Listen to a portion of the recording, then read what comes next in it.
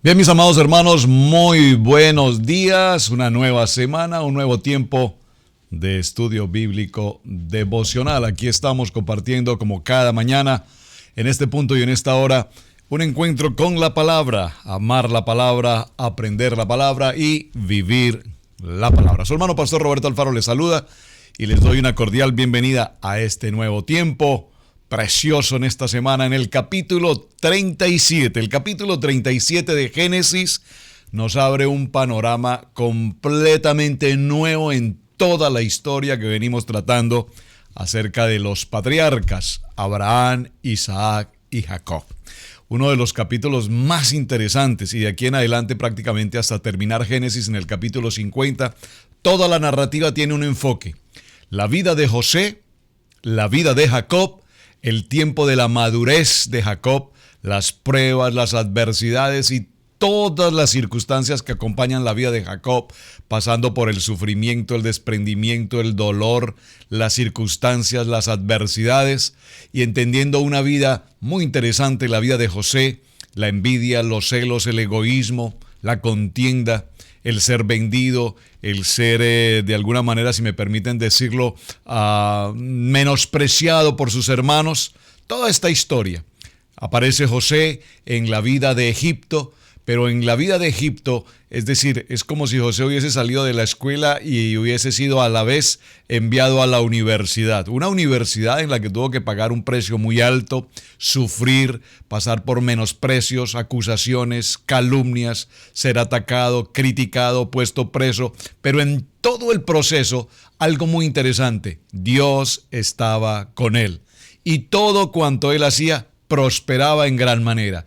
Así es que el proceso le permite llegar a convertirse en el hombre más poderoso en aquella tierra de Egipto después del faraón, y toda esta historia la veremos a partir precisamente del capítulo 37, es decir, un capítulo en el que veremos odio, envidia, celos, perversión en los corazones de estos hombres, intenciones incluso de matar a José, su hermano, venderlo posteriormente como un esclavo.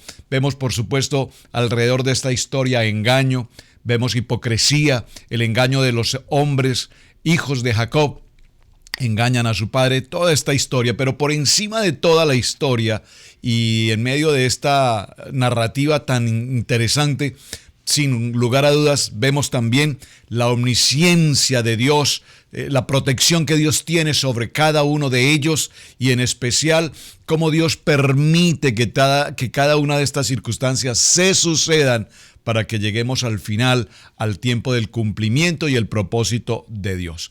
Aquí hay personajes que por supuesto resaltan de manera extraordinaria cuál es la vida de Jacob, cómo es la vida de José, como es la vida de Rubén, como es la vida de Judá. Estos hombres, aún Benjamín, cumplen una labor extremadamente importante, porque en medio de todo el proceso ellos nos expresan también sentimientos, amor, bondad, buenas acciones y por supuesto algún deseo en su intención de su corazón para reconstruir o evitar un daño aún mayor. Así es que bienvenidos.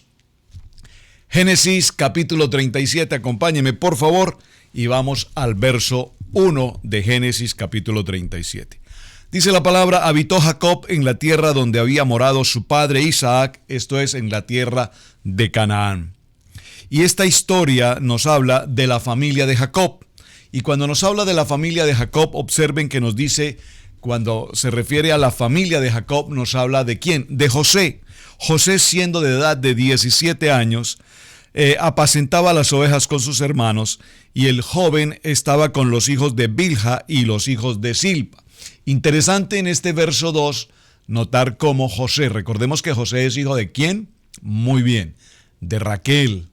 Raquel, esa joven a quien Jacob amaba profundamente. Amó durante toda su vida, hasta la muerte de ella, en su segundo parto, el parto de Benjamín. Allí muere Raquel, pero recordemos, y esto lo menciono, repito, porque en el desarrollo de estos textos, a partir del capítulo 37 en adelante, veremos cómo llegará un momento en la vida de Jacob en la que él medita sobre todo lo que ha sido su vida. y toma conclusiones. Y esto es algo importante. Has tomado un tiempo en tu vida, has hecho un stop en tu camino y te has preguntado, ¿qué ha sido mi vida durante estos últimos 50 años? Bueno, para quienes ya tenemos 50, para los que tienen 30 o los que tienen 20 o menos años, es bueno tener un tiempo, un stop en el camino y hacernos una evaluación. ¿Qué hemos hecho en el transcurrir de estos años? ¿En qué áreas nos hemos equivocado? ¿Qué pasos hemos dado erradamente? ¿Qué decisiones hemos tomado impulsivamente? ¿Qué acciones hemos hecho que podemos reconocer e identificar que no fueron acciones propias del Espíritu de Dios, sino que fueron decisiones totalmente expresadas de mis emociones, de mis sentimientos, digámoslo en otra palabra, de la carnalidad, de la mente humana? Y Jacob pareciera ser, y lo veremos un poco más adelante, como en el capítulo 45, que se hace un stop y pregunta, ¿cómo pude haber cometido el error de haber engañado a mi padre Isaac? Allí empezó todo mi problema. Le hice caso a mamá Rebeca, engañé a mi padre Jacob, mi hermano me odió, prometió matarme, tuve que huir, pasar años en el desierto, pasar una experiencia que no pretendía vivir. Luego llegar a la casa de mi tío Labán, un hombre conflictivo, engañador, un hombre que todo lo que hacía era con engaño.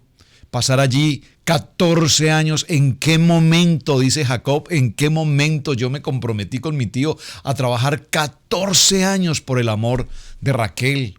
¿Cómo puede ser posible que mi propio tío me haya engañado y a cambio de entregarme el amor de Raquel, me entrega a su hija, la mayor, Lea? ¿Cómo es posible que mi primer matrimonio haya sido con la persona que yo realmente no amaba? Sin embargo, de ella hubo 5 hijos, 4 varones y una mujer, Dina. Pasan 14 años, finalmente se casa con Raquel. Pasan muchos años y Raquel es una mujer estéril. Pasan años y sus hermanas, o sus esposas mejor, tanto Raquel como Lea, le entregan a sus siervas, para que sean sus concubinas. Y con ellas también hay hijos, hasta que completa 12 hijos. Un día decide salir de la casa de su tío Labán, encontrarse de nuevo con su hermano Esaú, tratar de encontrar un tiempo de reconciliación, de paz. Se encuentra con el ángel en el camino. El ángel le lastima el muslo, queda cojo, rengo por el resto de su vida, para que nunca olvide que tuvo un encuentro cara a cara en Peniel con Dios. Toda esta historia, que es lo que hemos avanzado de alguna manera hasta este momento, una reconciliación con su hermano. Al principio parecía que venía con la intención de atacarlo, un plan de reconciliación en compañía de 400 hombres armados, guerreros. Sin embargo, se produce ese encuentro con su hermano, hay un abrazo, hay un beso, una relación de amistad, de hermandad, y parece ser que se soluciona este problema. Luego continúa, compra un terreno. Atención, compra un terreno. Cuán importante es este aspecto. Permanece allí, se instala, construye casa, construye su cot, establece sus animales, su ganado. En este lugar, en Siquem, su hija Dina, hija entre Lea y Jacob, es violada, es abusada, dice, impurificada de manos de Siquem, el hijo de Hamor, el gobernador de la ciudad. Se produce una tregua entre ellos con el ánimo de contraer matrimonio. Y vemos cómo aquí sus hijos, ¿quiénes son sus hijos? En particular 2 hijos, Simeón y Leví, toman una decisión y hablan en pos de su padre. No es Jacob quien toma las determinaciones allí, son sus hijos. Y acuerdan con Hamor el circuncidar a sus hombres para efectos de poder entregar a Dina como su esposa y establecer ese pacto entre los pueblos, cosa que está totalmente contrariando el principio de la palabra de relaciones del pueblo de Israel con los cananitas.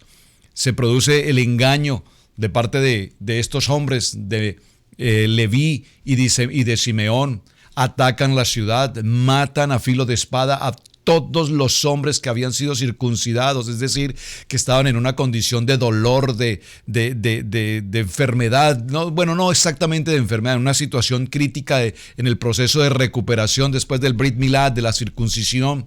Sin embargo, estos hombres ingresan, los matan, y nos preguntamos cómo los hijos de Israel, repito, Leví y Simeón, tienen el corazón de entrar y matar, entre comillas, a estos indefensos hombres, raptar a sus familias, los niños, saquear toda la riqueza, se apropian de todo cuanto había en la ciudad. Y por un momento nos preguntamos, ¿y estos son los hijos de Israel? Qué interesante historia, ¿verdad?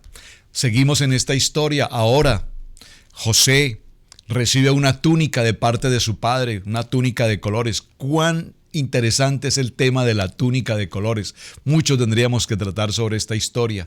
Una túnica de colores con mangas largas, representando que José no estaría encargado de ningún tipo de trabajo esforzado, sino que las mangas largas le daban esa categoría de ser un hombre como supervisor, como inspector de sus hermanos. Y fue la tarea que Jacob precisamente le delegó. Vemos entonces en el corazón de Jacob a un hombre parcial en el sentido de amar de manera especial a José. La pregunta es: ¿por qué amaba Jacob de tal manera a José? Tal vez la respuesta más oportuna puede ser que haya sido el hijo de la mujer a quien él tanto amó, de Rebeca. Esa mujer que fue estéril durante muchos años y que se produce el milagro de la vida, y en el milagro de la vida Jacob y Rebeca conciben por primera vez ese hijo amado.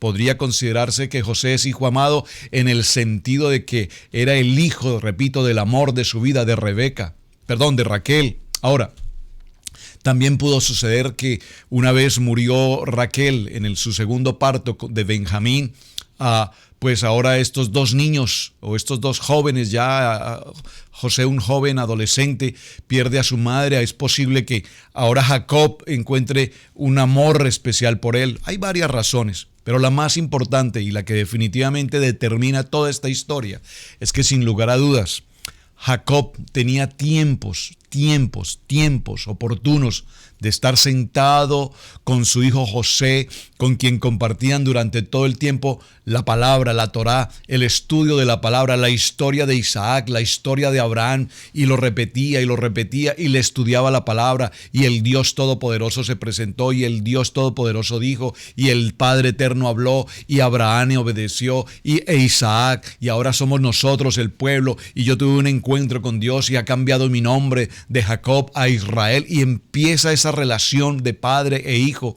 al punto de que evidentemente Jacob consideraba y sabía en su corazón que precisamente José era, sin lugar a dudas, la continuidad del ministerio, la continuidad del llamado, la continuidad de lo que Dios tenía como propósito. Todo esto lo encontramos aquí en el verso 2 de Génesis 37. Su familia, y habla de José.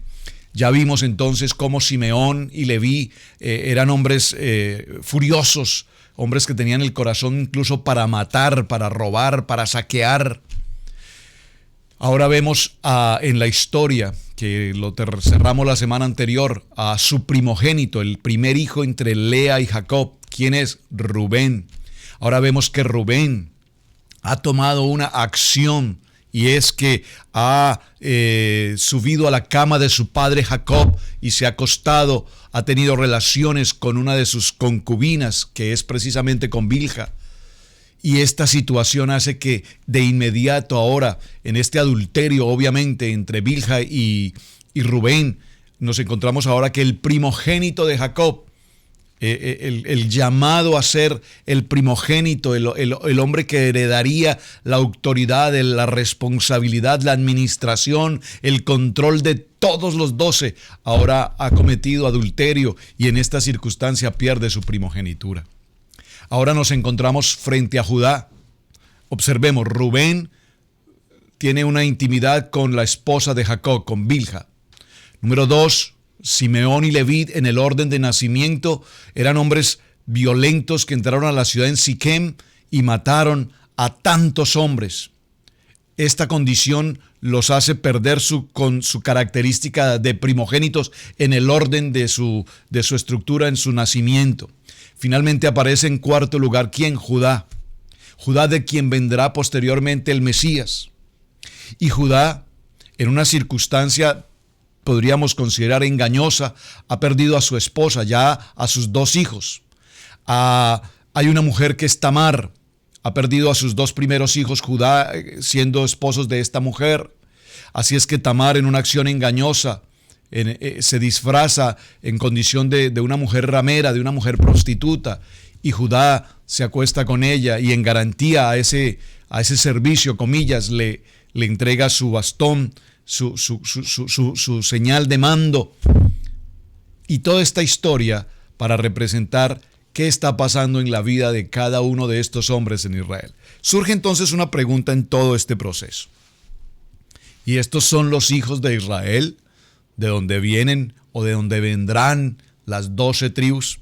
Pues en esta historia del capítulo 37 en adelante es importante que examinemos a la luz de la palabra, con lente, con una lupa, cada detalle, porque cada detalle aquí nos permitirá concluir que evidentemente Dios nos está mostrando tal cual somos cada uno de nosotros.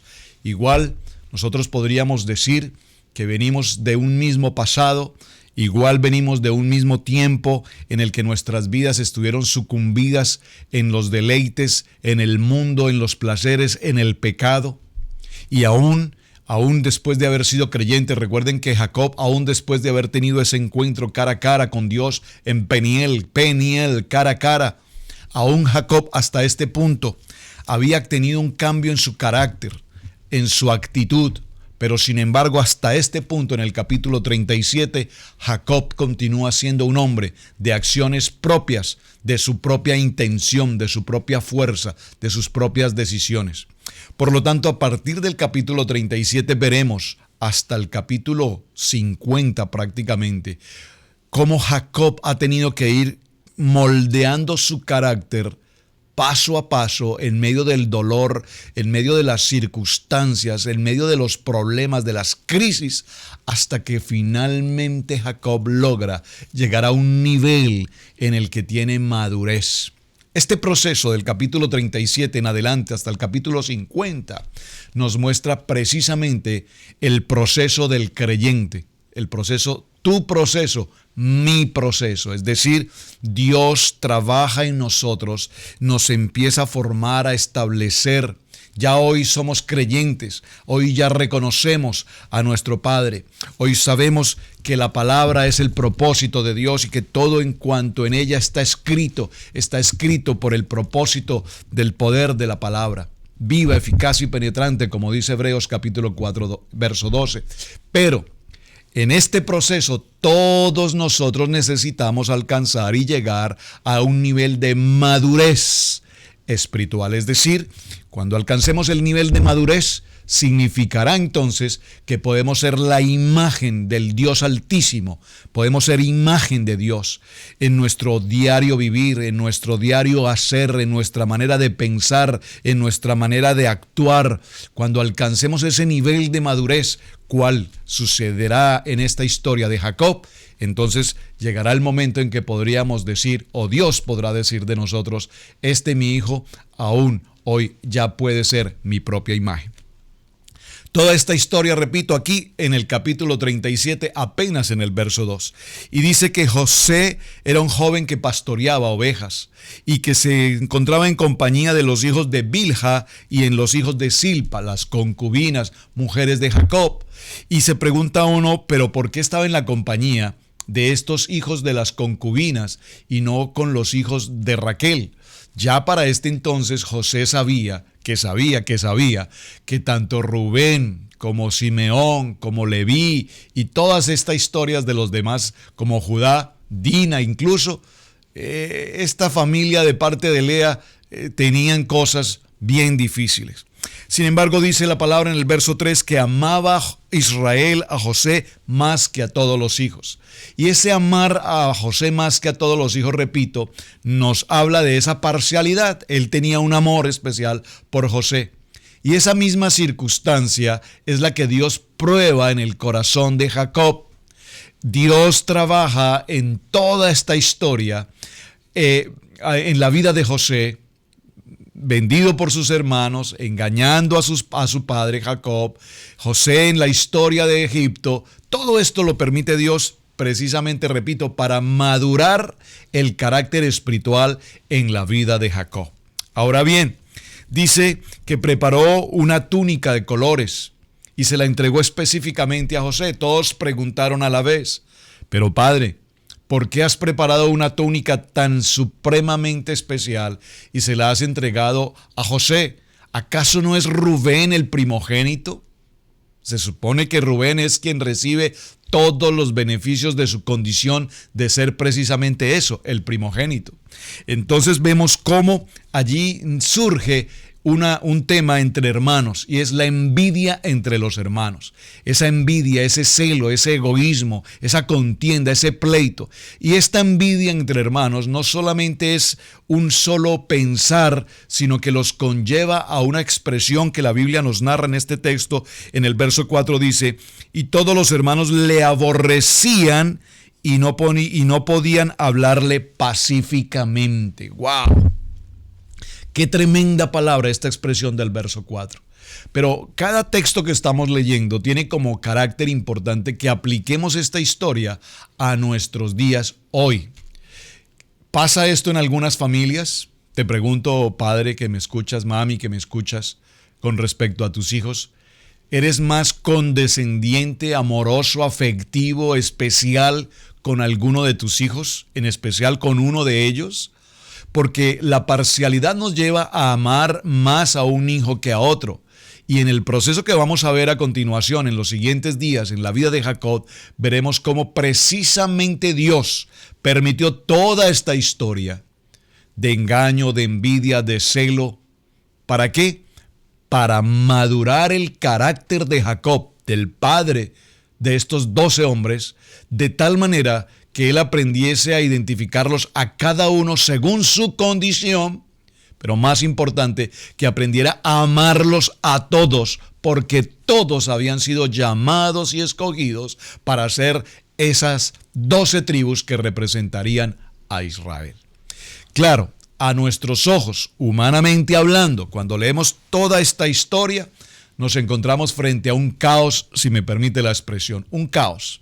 No podemos entender humanamente cómo estos hombres, con tantos antecedentes, con tantas circunstancias adversas, contrarias a los principios y a la palabra, cómo pudieron ser ellos escogidos para ser parte de ese pueblo Israel. ¿Cómo podríamos concluir que de ellos vienen precisamente esas 12 tribus? Pero precisamente aquí es donde aparece la gracia y el favor de Dios para con nosotros. De igual manera, cada uno de nosotros, repito, hemos sido llamados, escogidos y hemos sido redimidos por la preciosa sangre del Cordero, de tal manera que nos limpia de todo pecado, de tal manera que nos limpia de toda iniquidad y podemos seguir avanzando. Surge algo muy interesante en el capítulo 37, verso 5, y es el sueño. Dice el capítulo 5, soñó José un sueño y lo contó a sus hermanos. Y ellos llegaron a aborrecerle más todavía. ¡Wow! Verso 5, subráyelo. Este sueño no es un sueño en el sentido de soñar. Soñé con un carro, soñé con una casa, soñé con unas vacaciones en la playa. Soñé, no. Aquí estamos hablando, observen que la Biblia nos narra en el verso 5 en adelante, 2 sueños. 2 sueños. Este número 2 aquí, cuando nos menciona 2 sueños, este número 2 tiene una importancia fundamental que debemos determinar. ¿Qué significan 2 sueños?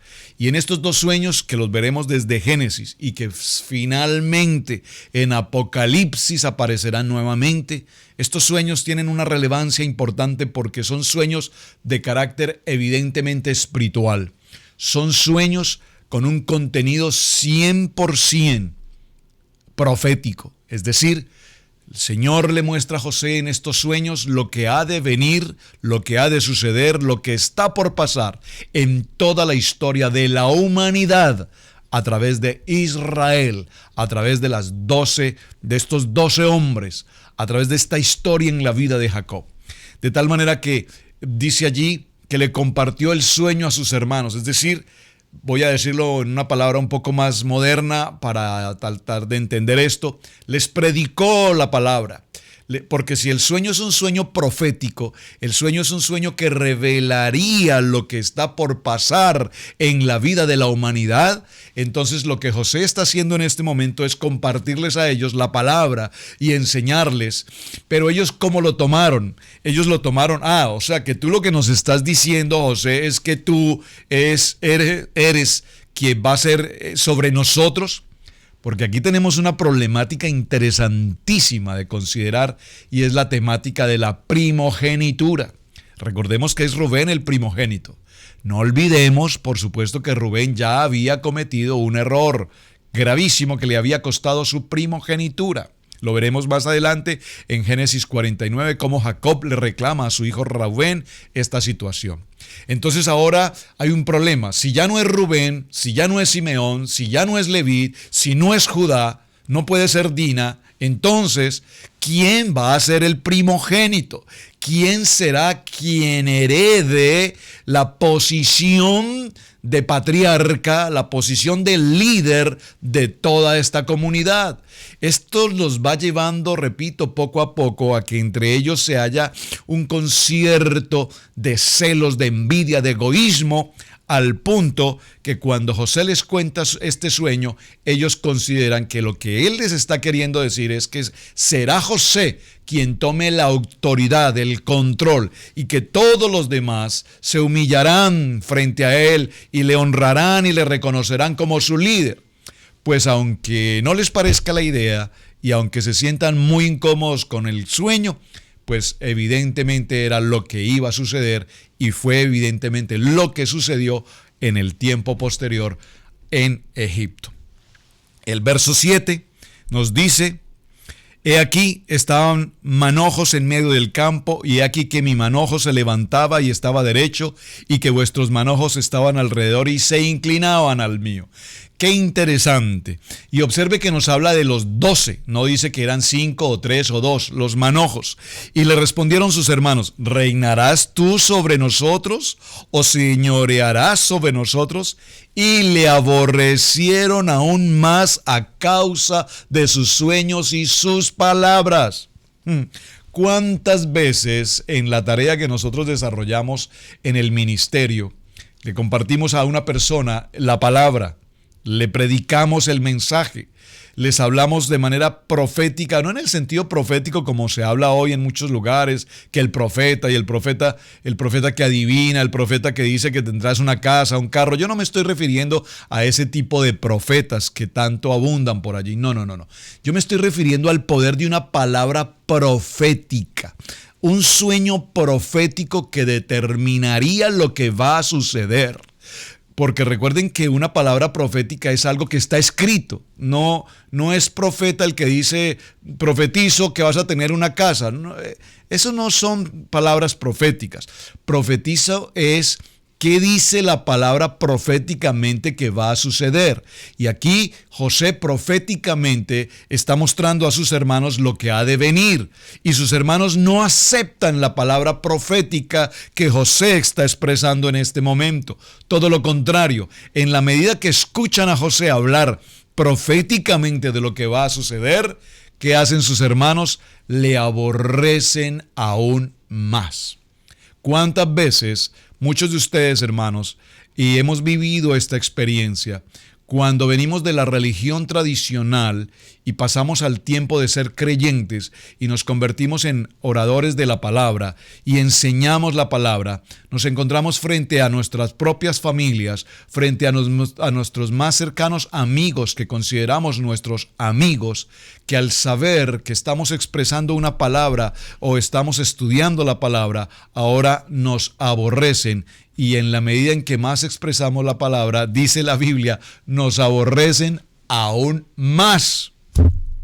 Se está cumpliendo la palabra profética de esto que había de pasar. Mis amados hermanos, aquí está apenas la introducción del tema. capítulo 37, todo lo que va a suceder a partir de este momento en la historia de José y en la historia de cada uno de sus hermanos, en la historia de Egipto, en la historia del faraón, la interpretación de los sueños y todo lo que va a suceder de aquí en adelante en las nuevas generaciones, en la vida de José y en la vida de Israel. Así es que atentos, porque a partir de este capítulo 37 en adelante se nos abre, repito, un nuevo panorama muy importante en la historia y en la vida de los patriarcas. Su hermano Pastor Roberto Alfaro les saluda. Muchísimas gracias por acompañarnos. Un muy buen día. Shalom, bendiciones. Gracias por compartir el mensaje y gracias por cada uno de los textos que ustedes a diario nos envían. Un buen día. Bendiciones.